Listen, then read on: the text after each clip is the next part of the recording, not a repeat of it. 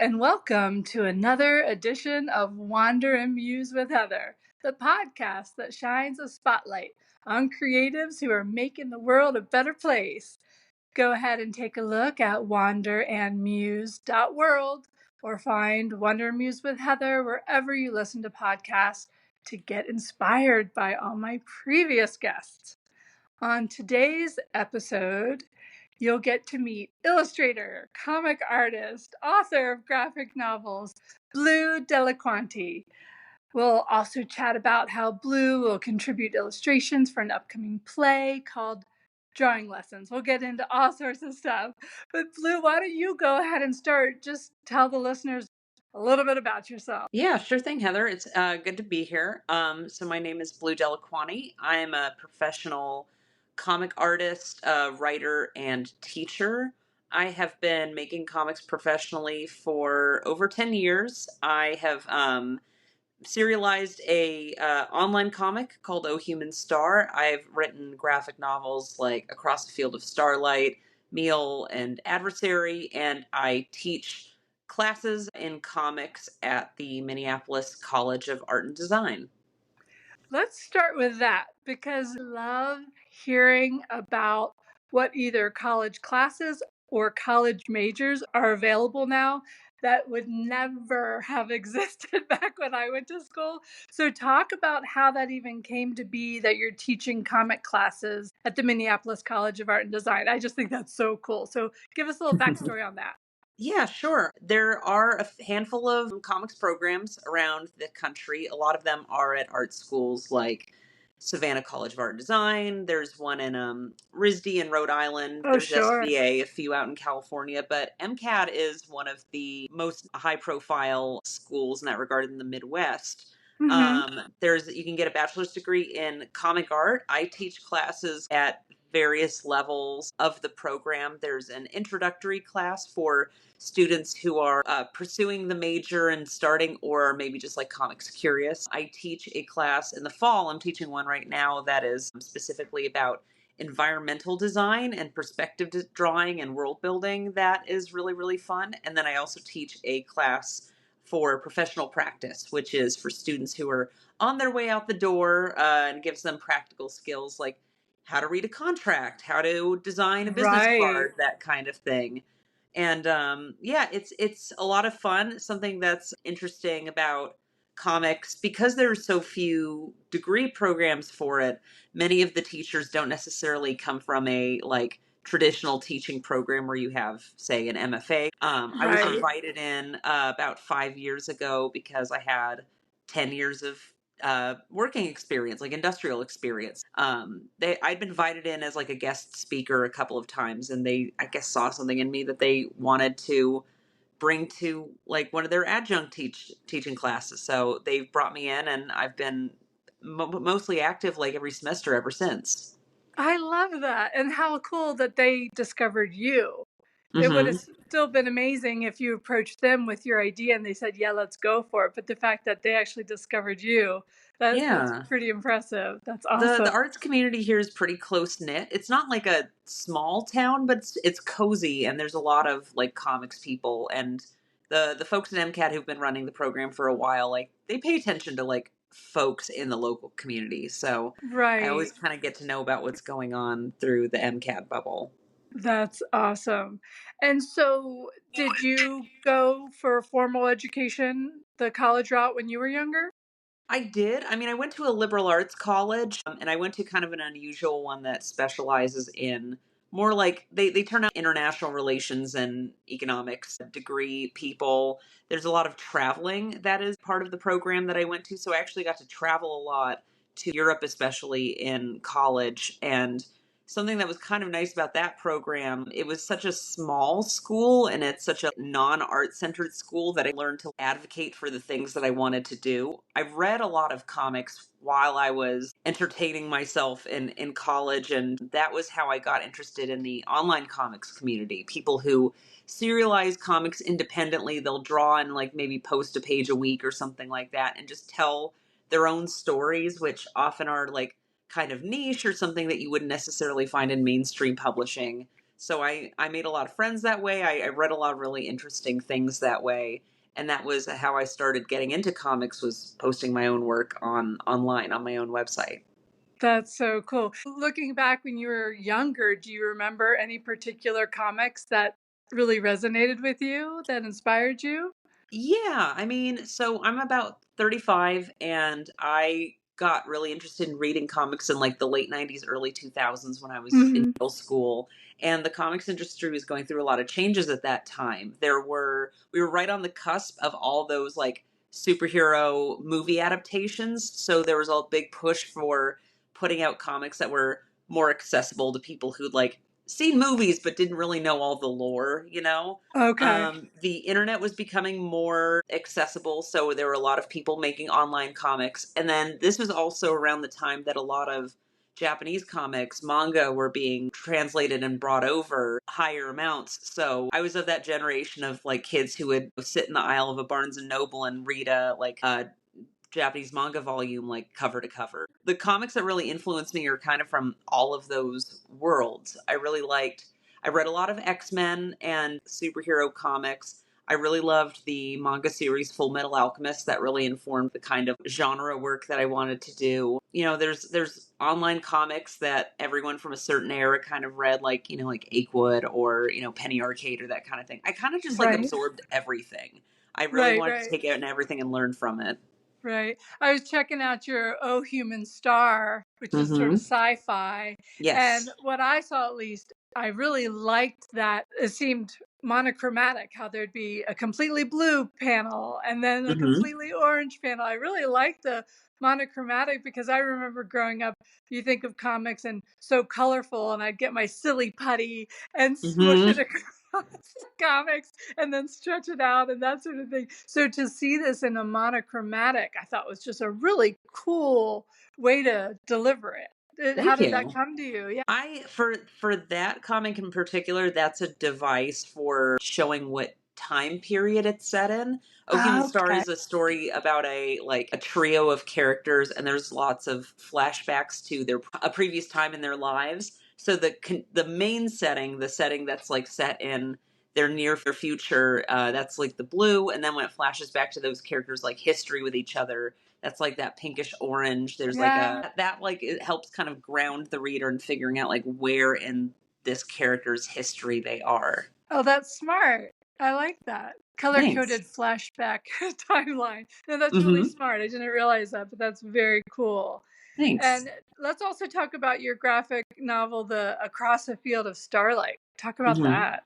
Yeah, so after I had been doing comics for a while, I'd serialized my own work. I'd contributed a lot of short comics to anthologies by Iron Circus, which is a publisher based out of Chicago. Eventually, I successfully pitched a graphic novel to Random House Graphic, which is an imprint of Penguin Random House that specializes in graphic novels. And for that, I wanted to do a science fiction story because I love science fiction, but I wanted to do something that was like a little splashier, and that was a space opera.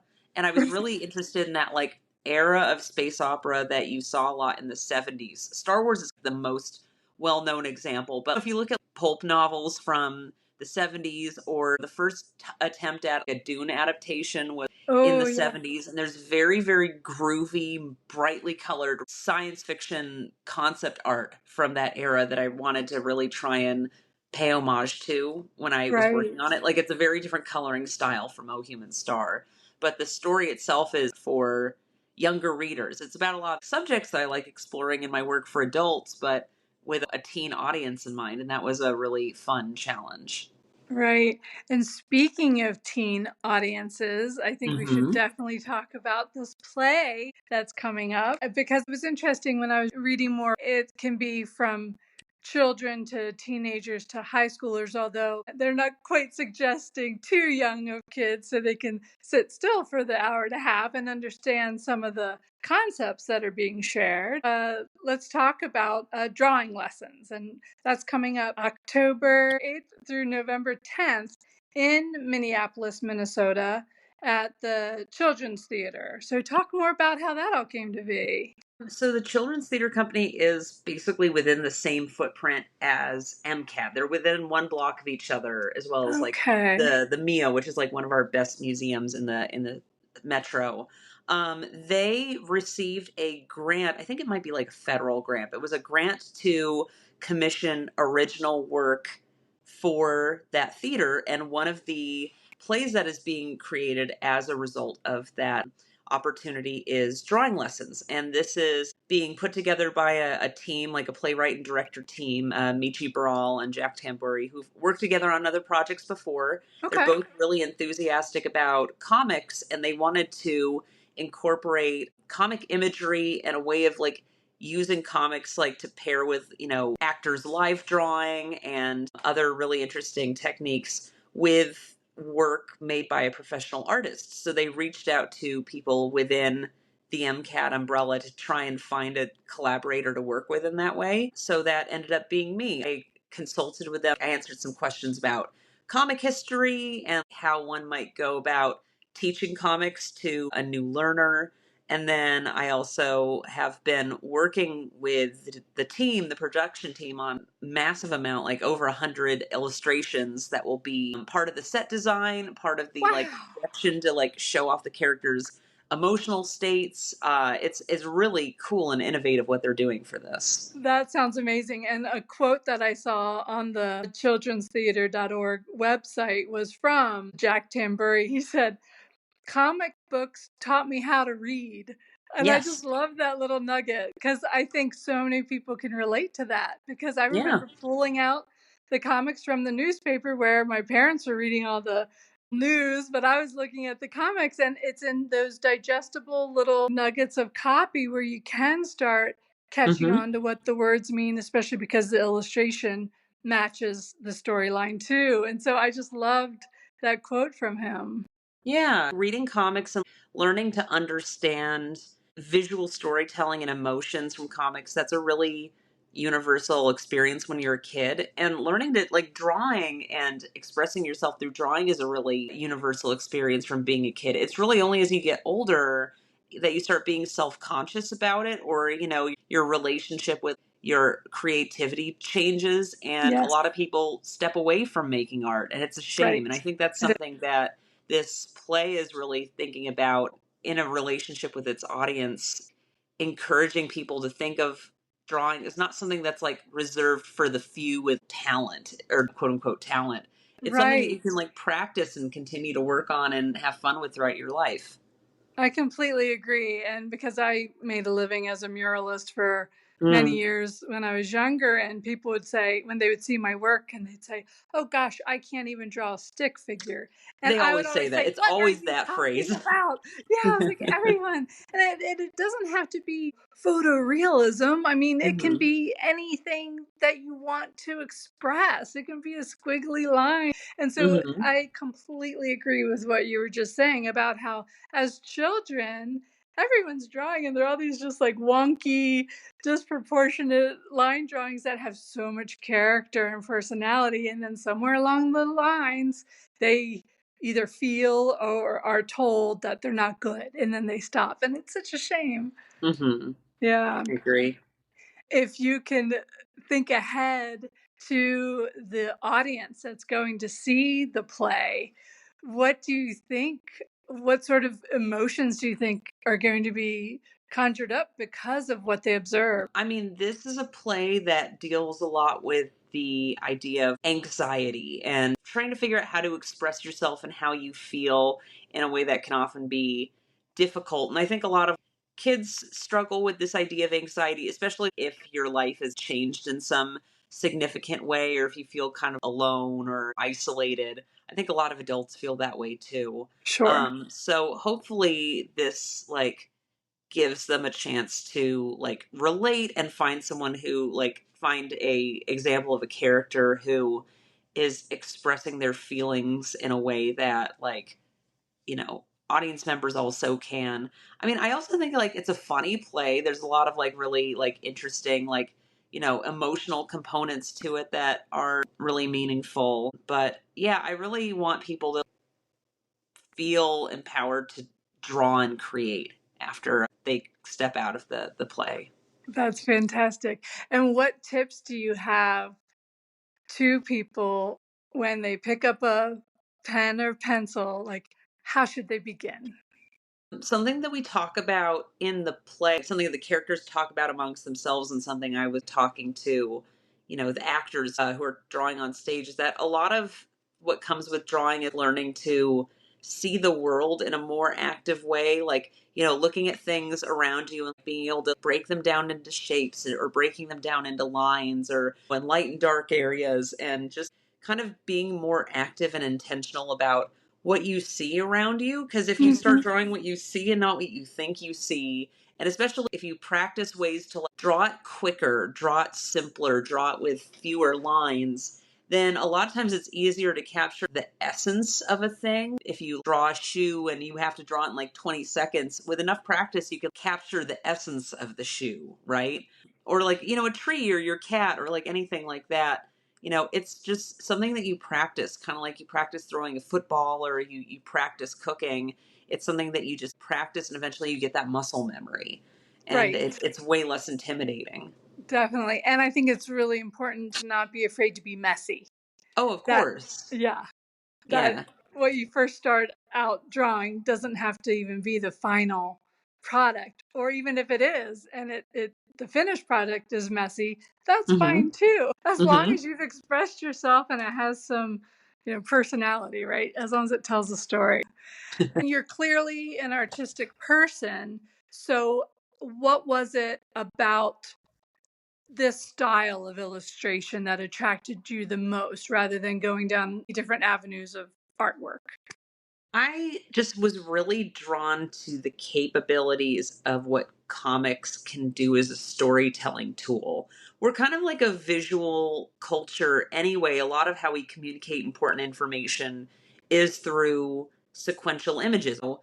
If you look at an airplane safety manual or if you look at an IKEA instructions manual, like it's really intuitive to communicate information that way. Right. We have such a strong connection to comic characters like Charlie Brown or Garfield or the X-Men or Naruto or there's so Right. many characters whose stories really impact us because comics are really good at conveying information through a combination of story of image and text. That's Right. something that is unique, and when an artist is really good at it, they're a first class artist. Like there's no Definitely. one quite like Charles Schultz or Right. I'm Rumiko thinking The Far Takahashi or Side, and I'm thinking, yeah, yeah. Calvin and Hobbes, and so Yeah, many like Bill good Watterson ones. is like a genius, like sincerely. He's a master of his craft. And it's something that I really wanted to learn how to be a better comic artist. I wanted to learn how it worked. I wanted to understand the grammar. Like that just was really compelling to me from a young age. Right, right. Yeah, all of a sudden I'm thinking about a coworker of mine who was a cartographer. He would make the maps where I used to work. Mhm. But a little side hustle of his that he's still doing, I believe, and has done for probably decades, is a comic called K-Rat. And it's in the Okay. local Tucson Weekly. And it's interesting because he's one of those individuals where pretty much keeps to himself, kind of a quiet guy. But then this Mhm. comic, you see this whole another dimension to him. And Yeah. so it's interesting to see how he's choosing to express himself in that way. Yeah. So that's so cool. Let's see. What else do you want to share? I want to make sure that people know how to find you. So I'm going to spell out your name. I love your name, by the way. Thank you. It really is awesome. So Blue Delliquanti can be found at BlueDelliquanti.com, bluedelliquanti.com. You're also on Patreon. It's really interesting to be learning more about your inspiration. When you're teaching the comic class at the college, are you seeing some of the students who just really have this special style to them? Like, do you think they'll continue on?